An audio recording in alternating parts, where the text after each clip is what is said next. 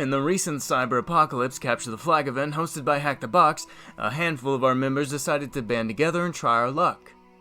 This video will cover how we started the challenge on the second day of the event, but found a shortcut that let us skip 2 vulnerabilities and landed us the 18th solve. To set the stage for this challenge, Witch Doctor took the role of attack strategist, deconstructing the web app's functionality and identifying how it could be manipulated.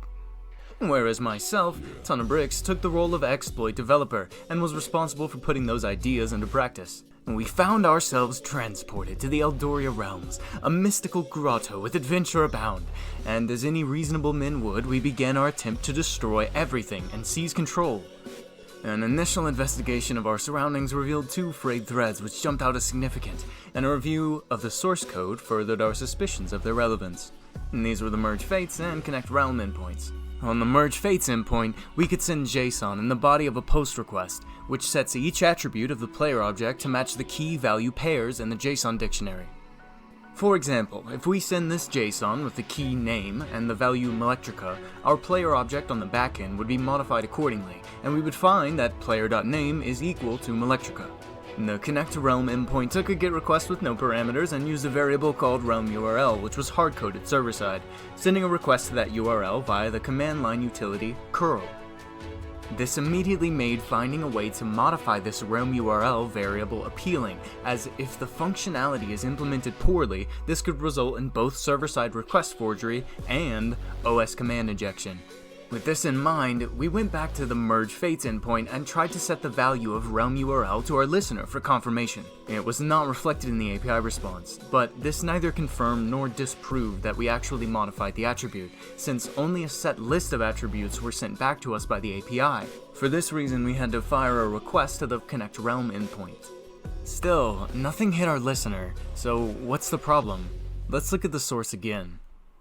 Turns out, realm URL is only ever used as a class variable, not an instance variable, and it belongs to the adventurer class, which is a parent class or superclass of the player class. However, recursive merge, as the name suggests, doesn't only let us change one level of attributes. We could set player.x or player.x.y, player.x.y.z, and so on. The reason this is significant is because it allows us to climb up and down the object hierarchy to access the very strands of creation which constitute objects in Ruby. So let's say we try to set the realm URL again this time, with the new understanding that we're targeting the adventurer class, not the player class. We can do so with the following payload: player.class being the player class and player.class.superclass being the adventurer class. And of course, it works. When we attempt to connect, we get a hit from the server. The next step was to try and chain this with command injection using backtick notation to send our listener the contents of flag.txt. We came to the conclusion that the use of open3 for deploying the curl command was used with proper parameterization, and as such ruled out the possibility of OS command injection. We weren't able to find any endpoints that seemed like they could be abused with server-side request forgery, so we moved back to code review, looking for other variables to manipulate. Witch Doctor spotted the public folder variable and decided to check if it was served directly by navigating to index.html. Sure enough, it loaded. If we were able to point it to the directory containing the flag, the server would oblige and send us its contents. Public folder is another class variable, but this time it belongs to a class unrelated to the player, known as Eldoria API, which manages the entire website. This Eldoria API class inherited from a class called Sinatra Base, which we'll come back to in a second. Let's now consider the path that we need to take to reach it from the player object. Before, we said player.class.superclass is the adventurer class. This is because player directly inherits from adventurer, but adventurer doesn't inherit from any custom class. This means that the superclass of adventurer, or player.class.superclass.superclass, would evaluate to the object class, the common ancestor of all objects in Ruby. This technique of chaining properties to climb from a child class to a parent class is called walking up the object hierarchy. Now that we're at the top of the object hierarchy with the object class, we can climb back down to access that Sinatra base class, and further into the Eldoria API class that controls that public folder variable. Theoretically, we pick Sinatra base directly from the subclasses of object, with indexing or calling functions, but we were heavily restricted by only being able to access and set attributes. Due to my lack of Ruby knowledge, I needed to do some digging into attributes that we might be able to abuse. I found that functions with default arguments in Ruby can just be called by accessing them. So, for example, object.subclasses.first would give me the first object, and object.subclasses.last would give me the last object. And the issue here is the Sinatra base class we're looking for has a set order, and will never be the first nor the last class in the subclasses of object. So here's where I really had to get creative. There's a function called sample, which will select a random element from an array. So we would find that object.subclasses.sample returns a random class.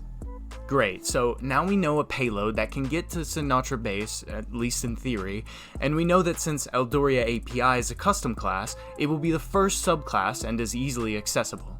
And after a little trial and error, I developed the payload on screen. As described earlier, we climbed up to the object class via player.class.superclass.superclass.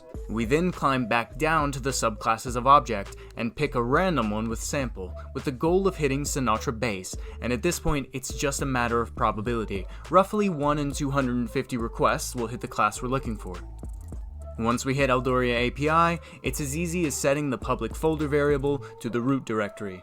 Finally, I wrote a script using gRequest to fire off this payload 1,000 times, and after a few seconds of execution, we can be fairly confident that we've poisoned the public folder variable. All that's left is to navigate to flag.txt, and sure enough, there it was. Once this event had concluded, we read the official write-up for this challenge, and found that the author intended players to abuse the access realm URL via a server-side request forgery in curl that enabled protocol switching from HTTP to gRPC. After the protocol had been switched, players could perform command injection through the auxiliary Golang app that was running alongside the website. The flag mentioned hitting the app with a switch, and we certainly took that a little bit more literally than the author had intended. If you found the story of how we harnessed the ancestral magics of object pollution to steal the secrets of the Eldoria realms interesting, and want to discuss or even join our CTF teams for events, come join our public Discord server. Thanks for watching, stay vigilant, and we'll see you next time.